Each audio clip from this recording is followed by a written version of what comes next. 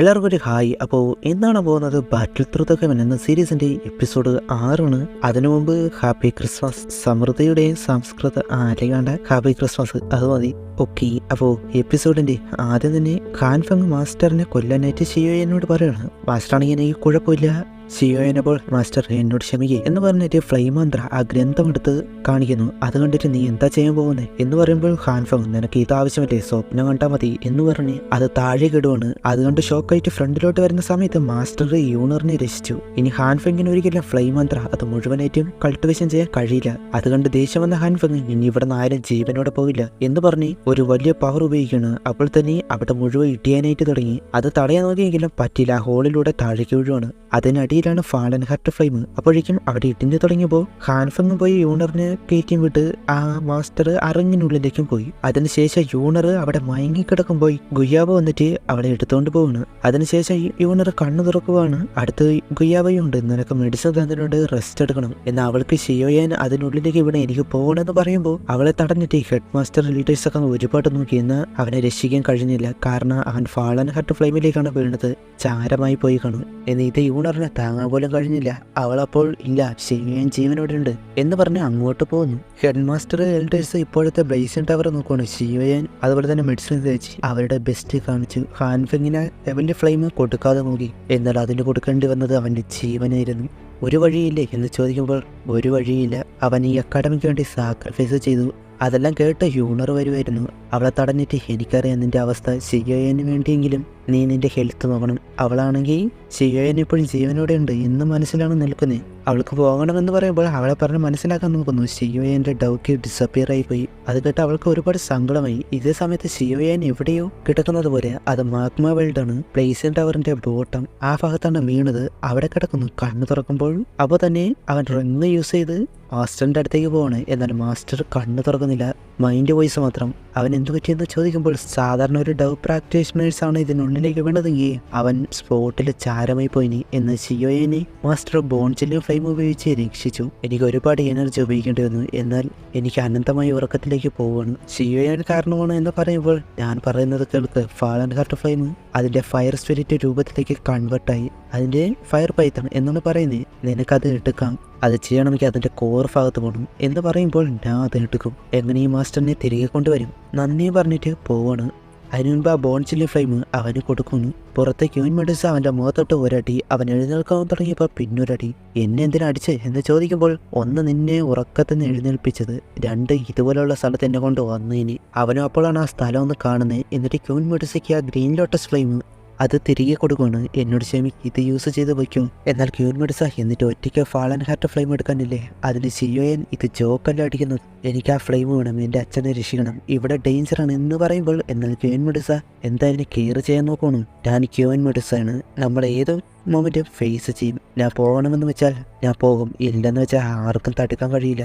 എന്നെ ആലോചിച്ച് വറീഡാവുകയാണല്ലേ എന്ന് ഷിയോയൻ ചോദിക്കുമ്പോൾ ക്യൂൻ മെഡിസ് അത് സമ്മതിക്കില്ലല്ലോ. അവനോട് നിന്റെ ലൈഫ് എനിക്കുള്ളതാണ്, ഞാൻ കൊല്ലാതെ നിനക്ക് മരിക്കാൻ കഴിയില്ല. അതിനുശേഷം പുറത്തു പോകണം. അതിനു മുൻപ് ആ ഫാളൻ ഹാർട്ട് ഫ്ലെയിം വേണം. അതൊരു ഫയർ സ്പിരിറ്റ് പൈത്തണായിട്ട് ആണല്ലോ ഉള്ളത്. ആ ഗ്രീൻ ലോട്ടസ് ഫ്ലെയിം കാണിച്ച് അതിന് പുറത്ത് വരുത്തിയിട്ട് എൻ്റെ ബോഡിയും ബോൺസിനെയും ഫ്ലെയിം വെച്ച് കവർ അകന്ന് രണ്ടും കൂടി വർക്ക് ചെയ്ത് എങ്ങനെ ആ കോറിലേക്ക് കയറണം എന്ന് പറഞ്ഞ് അവരൊരു പ്ലാനും ഇട്ട് അതിനുശേഷം അതുപോലെ തന്നെ ചെയ്യുവാണ്. ആ കുറച്ച് കഴിയുമ്പോൾ തന്നെ വിചാരിച്ചതുപോലെ ആ ഫാളൻ ഹാർട്ട് ഫ്ലെയിം അത് സ്പിരിറ്റ് രൂപത്തിലുള്ള പൈത്തൺ പുറത്തു വരുന്നു. ഷിയോയെ അത് കണ്ടൊന്ന് അതിശയിച്ച് നിൽക്കുവാണ്. ഫാളൻ ഹാർട്ട് ഫ്ലെയിം അവസാനം നമ്മൾ മീറ്റ് ചെയ്തു. പിന്നെ അതിന് അറ്റാക്ക് ചെയ്യാൻ നോക്കി, എന്നാൽ അതിനൊന്നും പറ്റുന്നില്ല.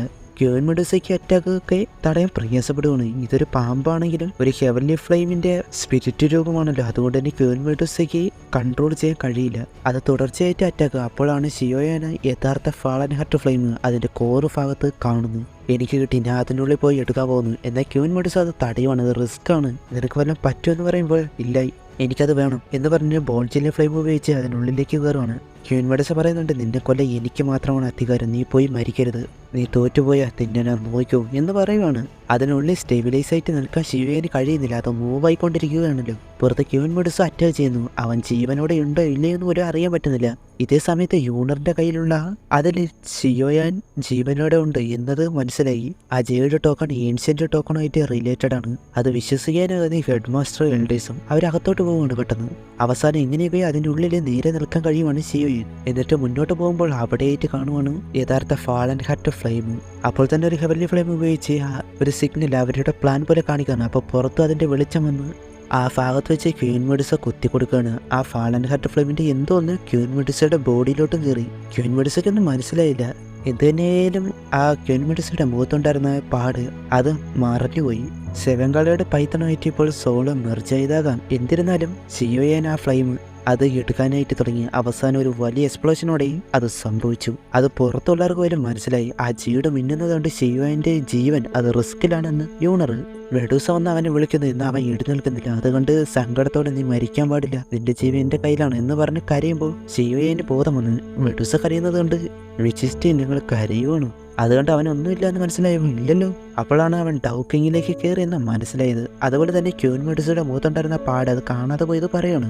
അവൾ മെഡുസ ഫാളൻ ഹാർട്ട് ഫ്ലെയിം കാരണം എൻ്റേത് ലെവലപ്പായി. എനിക്കത് മനസ്സിലായില്ല. ഇനി ഡൗക്കിയാണോ അതോ 7 കളറുടെ പൈത്തൺ അത് 9 കളറുടെ പൈത്തണായിട്ട് മാറിയതാണോ? അതിനി ഇടയ്ക്കിടയ്ക്ക് ലിറ്റിൽ ഗേളായിട്ട് മാറേണ്ട അവസ്ഥ അത് പകരം അതിന് വേണ്ടാത്ത അവസ്ഥയിലേക്ക് മാറിയതാണോന്നും അറിയില്ല.